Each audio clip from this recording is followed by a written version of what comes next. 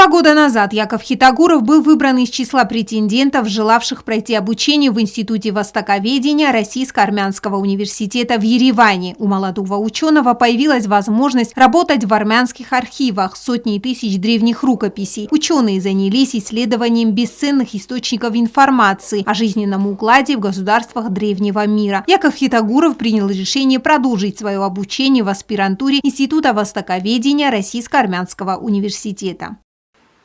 Решение продолжить учебу было принято в соответствии с тем, что 2 года недостаточно для того, чтобы полностью охватить весь материал, который нужно обработать, перевести.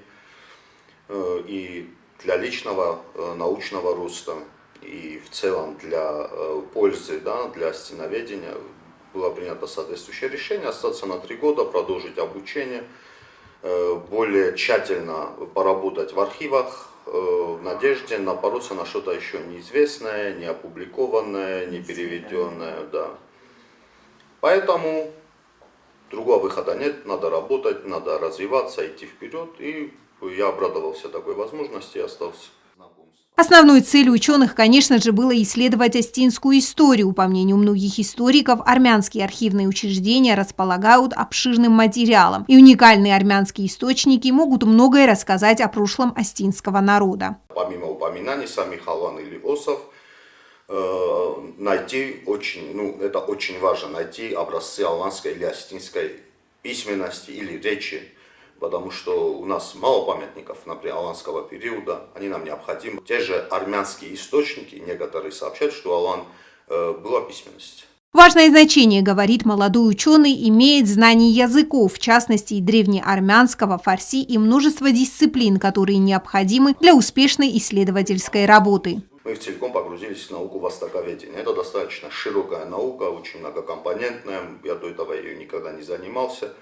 И, конечно же, в определенных дисциплинах знаний не было, мы эти знания получили там, будем получать дальше. А что-то и так было уже известно, понятно, и было легко учиться. Ученые занимались поиском материалов, касающихся раннего Аланского царства, политических и экономических контактов между народами. Научный сотрудник после окончания аспирантуры планирует применить свои знания не только в Южной Осетии, но и надеется совмещать работу в зарубежных странах. Есть возможность работать и за рубежом, и в России, и вообще, видите, потому что для людей науки не принципиально именно усидчивость на одном месте. То есть бывает обычно приглашение, если вы специалист, например, та же администика, это достаточно узкая ниша, в ней не особо много специалистов, поэтому нужны бывают специалисты иногда в определенных университетах Европы, той же Российской Федерации.